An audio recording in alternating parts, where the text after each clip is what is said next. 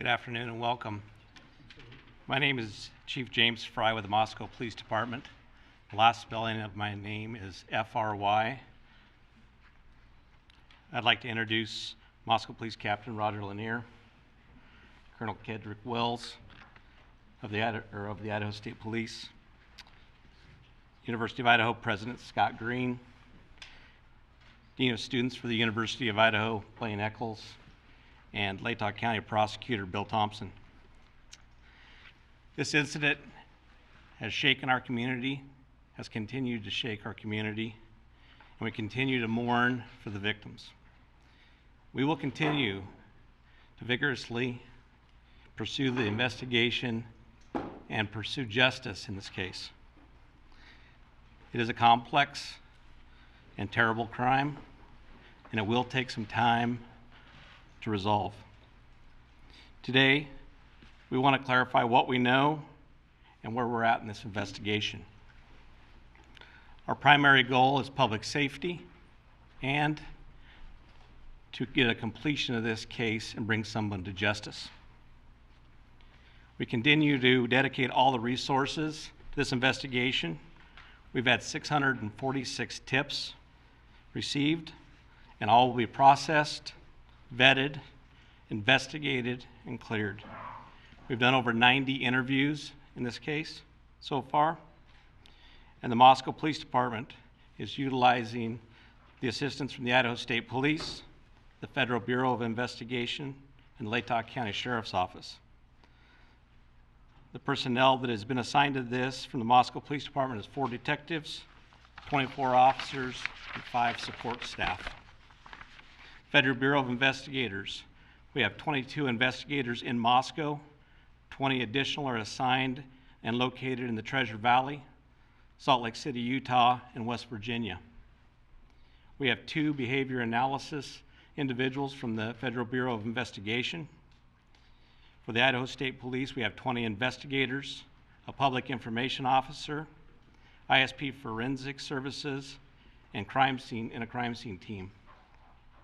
We have 15 uniformed troopers to assist our community to help provide the additional resources for our patrols. Detectives are looking to develop any content that would help us in this event. Anyone who has observed any notable behavior or has any video surveillance or can provide relevant information about these murders, please call our tip line at 208-883-7180. Or you can email the tip line and that is tipline@ci.moscow.id.us. At this time, I would like to introduce Captain Lanier to give you some additional information.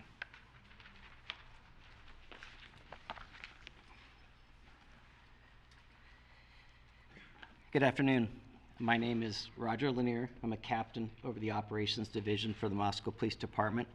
My last name is spelled L-A-N-I-E-R.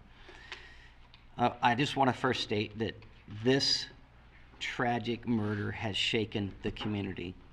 It's been very hard for members of the community, and it's been equally difficult for our officers and for the investigators. We will continue to put all of our resources towards investigating and bringing this to a resolution. Here's what we've determined so far. On the evening of November 12th, Kaylee Gonsalves and Madison Mulligan were at a local bar and were later at a food truck in downtown Moscow. They arrived home at approximately 1:45 a.m. on the morning of November 13th. Ethan Chapin and Xana Kernodle were at the Sigma Chi house before also arriving home at approximately 1:45 a.m. 2 surviving roommates were also out in the community, and they returned home at approximately 1 a.m. and did not wake up until later that morning. On the morning of November 13th, at 11:58 a.m., a 911 call was placed to the Whitcomb Dispatch Center reporting an unconscious person. The call originated from inside the residence and was made from the phone of one of the surviving roommates. Moscow Police Department officers responded and located 4 victims, 2 on the 2nd floor and 2 on the 3rd floor. The Latah County coroners conducted autopsies, and detectives have been provided with the results of those autopsies. We know that the autopsies confirmed the identity of the 4 victims, determined the cause and manner of death as a homicide by stabbing, and determined that it was likely all 4 victims who were asleep during the attack. Some of the victims had defensive wounds, and each victim was stabbed multiple times. There was no sign of sexual assault. Investigators have determined 2 areas of interest within the city and have provided maps which are on our Facebook page and on our website. And these are areas that they have canvassed for additional surveillance video and tips, and have contacted several residents in the areas. The areas are generally south of Taylor Avenue to Palouse River Drive and west of Highway 95. Detectives have also canvassed several other neighborhoods looking for evidence, looking for additional surveillance video, and contacting residents and speaking to them to see if they may have heard or seen something. I want to address several areas of speculation, conjecture, and misinformation that has circulated on social media platforms and otherwise. We do not believe the following individuals are involved in this crime: the 2 surviving roommates, a male seen at the grub truck food vendor downtown, specifically wearing a white hoodie, a private party who provided rides home to Kaylee and Madison in the early morning hour of November 13th. Additionally, the identity of the 911 caller and the 911 call have not been released, so any information out there is speculation about that. Investigators are aware that multiple phone calls from Madison and Kaylee's phone were made to a male subject. Any online reports stating that the victims had been tied and gagged are not accurate. Detectives seized the contents of 3 dumpsters on King Road and searched those dumpsters in an effort to find additional evidence, but nothing of note was discovered. Early in the investigation, local businesses were canvassed in an effort to see if any fixed blade type knives may have recently been purchased. And currently, there are no suspects in custody, and we have not located a weapon. I want to assure you that every investigator involved will continue to put all of their resources and all of our partner agencies' resources into continuing this investigation. We do appreciate the community's support. We understand how stressful it is, and we will continue to work through this situation. At this time, I would like to turn the mic over to Colonel Wills from the Idaho State Police.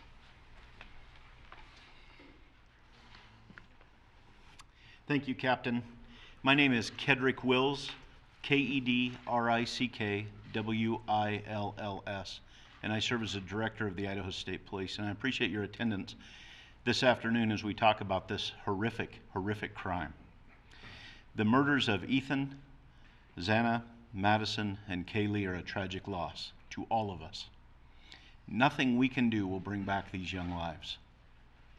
But we have an absolute commitment to working together to solve these senseless murders. And the way that we know how to do that is partnerships. And our partnership with the Moscow Police Department, with the Idaho State Police, the Federal Bureau of Investigation, and the University of Idaho to bring this issue to a conclusion and bring this to justice is absolute. We continue with Idaho State Police resources here on the ground in Moscow and throughout Idaho. Whatever the needs are, that's what we want to do. And the chief spoke about the Idaho State Police resources that are here, and he spoke about patrol resources, and we have those uniformed troopers here in Moscow and on the campus of the University of Idaho to help people to feel safe and to provide that security to the people that are here, both in the student body as well as in the community at large. And we will continue to do that as long as is necessary throughout this time.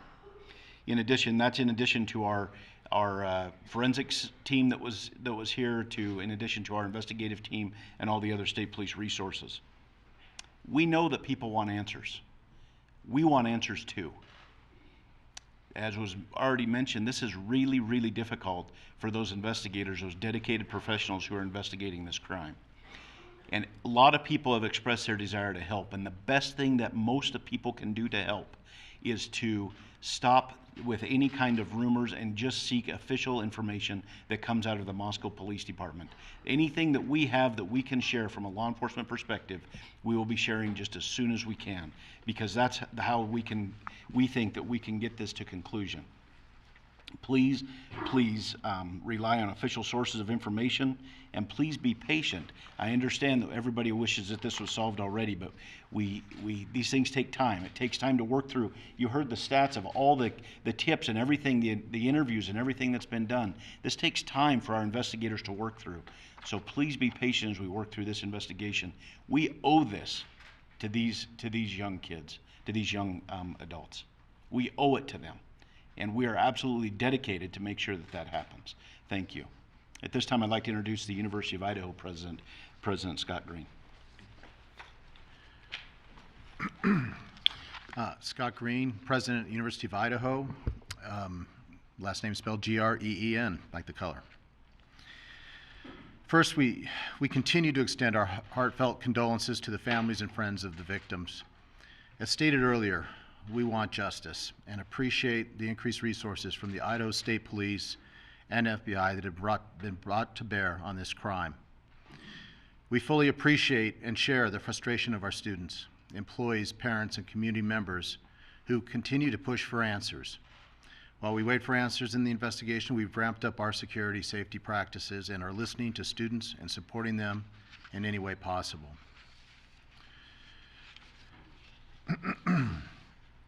The University of Idaho's primary focus now is on supporting our students and working to meet their varied needs.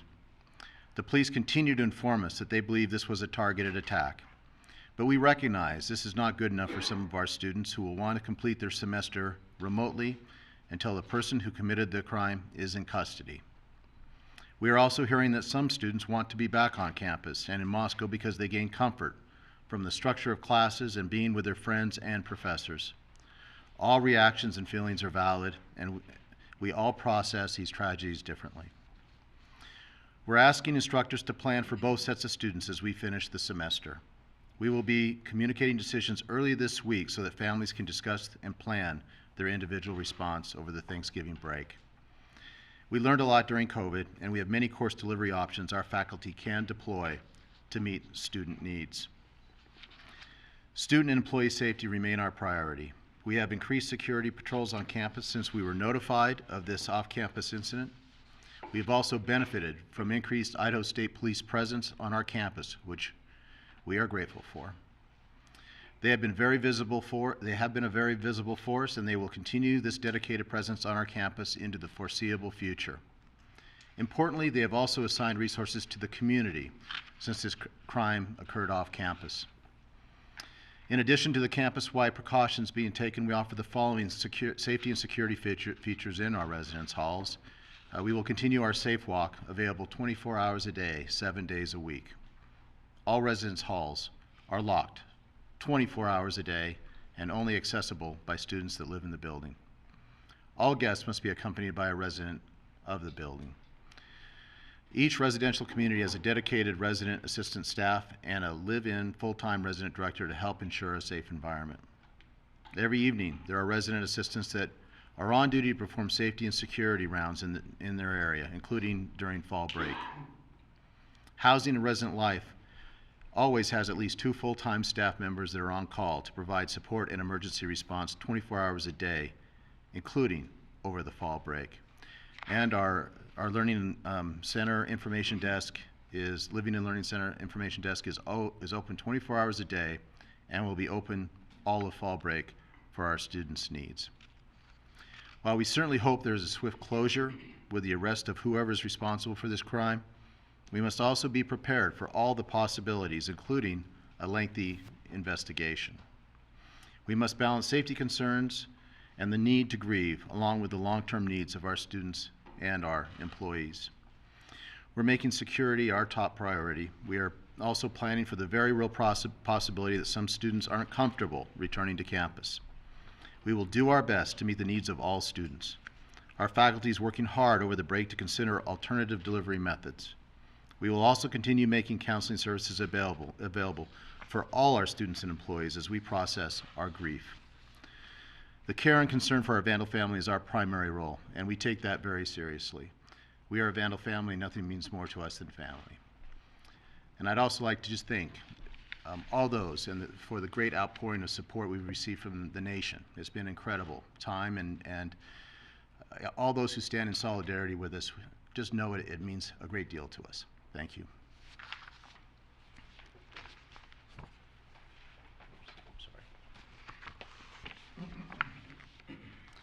So we're going to open it up at this time to about 8 to 10 questions. We ask that only one question is asked per person, please.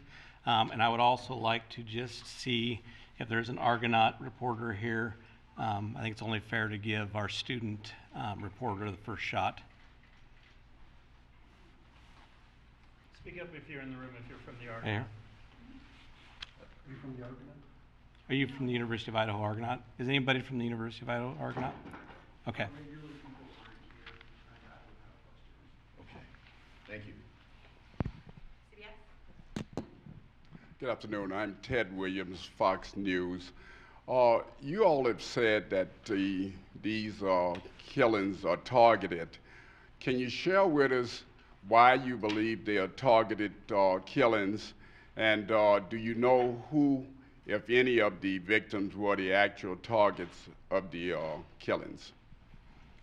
As we stated earlier in the previous press release, or press conference, we believe they're targeted because we take a totality of all the circumstances that we're looking at. Do we know any one person that it was targeted? We're not able to say at this point in time due to our investigation, but we still believe that. But we, like I said, we take a totality of everything that we're looking at. Chief Glenn Mosley, Idaho Public Radio here in Moscow. On the resources, do you have the resources that you need? We do have the resources. It is an incredible outpouring of what we received from the Idaho State Police and from the Federal Bureau of Investigations and Latah County. Anything we ask for is given.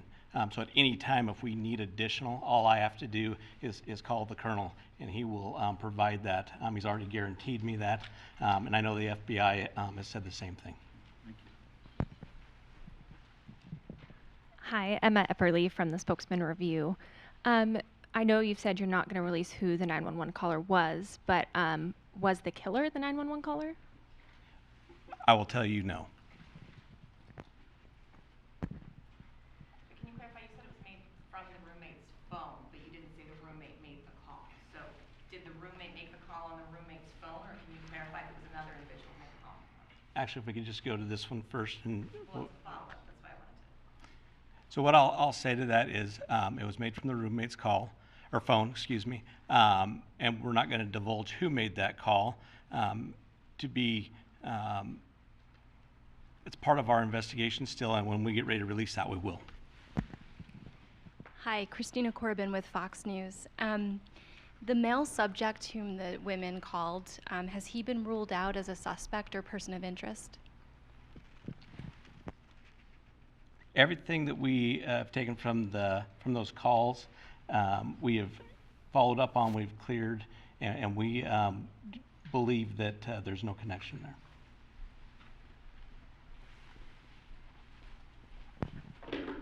Gotti Schwartz, NBC News. Just following up on the 911 call, you said that you don't believe that's the killer. Can you conclusively rule out the person that called 911 from inside the home as a suspect in this case? Can you go ahead and just ask that one more time, please? The person that was inside the home that called 911 that was not one of the roommates. Can you conclusively rule that person out as a suspect at this point? I don't think I said that it wasn't one of the roommates. I said that it was used with the roommate's phone. I believe somebody asked if that was the killer, and you said no. No, that's correct. Was there someone there other than the two roommates when police responded to the home? So will you clarify that for me? You're not confirming a roommate called 911, but they used the roommate's phone. So was there someone else at the home other than those two roommates? There was other friends that had arrived at the location. How many? Everybody made the call. Honestly, I'm not quite sure at this time, to be quite honest.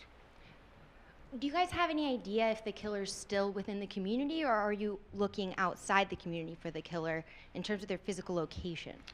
We are looking everywhere that evidence would lead us. I can't say if the person's here. I can't say what community the person's in. We're utilizing every resource we can to make that location of that individual. And part of that is the safety of our community is paramount, and that's why we brought in the resource that we brought in to keep our community as safe as we can. Being so close to the border, does that make it kind of automatically an interstate investigation? Can you comment on that? I cannot comment on that. I'm not even aware. If you look in Washington at all, I guess, for... We're looking everywhere. I'm going to take 2 more questions. Do you still believe this attack was done by one perpetrator? And if so, how does one individual kill 4 people at night and not wake up the other 2 roommates? Our investigation will continue to look at all avenues of that investigation. I cannot disclose any of that information. I don't even know that information at this point in time, and that's why we're continuing to investigate. So you don't know how this happened without the other 2 roommates hearing it or waking up or noticing? We do not. One more question. Hi, Angela Palermo, Idaho Statesman. In the press release yesterday, you confirmed that the victims were found on the 2nd and 3rd floors of the home. Can you say which of the victims were found where? I'm not going to go ahead and disclose that information. They were found on the 2nd and 3rd floor, and that's as far as we're going to go with that part of the investigation too, because all those key pieces do come to play later. So we do thank you. We thank you for meeting with us. We thank you for helping get information out, and I can assure you we will continue to work hard. We will continue to do everything we can to solve this. So thank you. Is this related to any atom mutilation? Are you able to talk to your colleague before? This person will strike again. In terms of victimology, do you think the victims might be connected?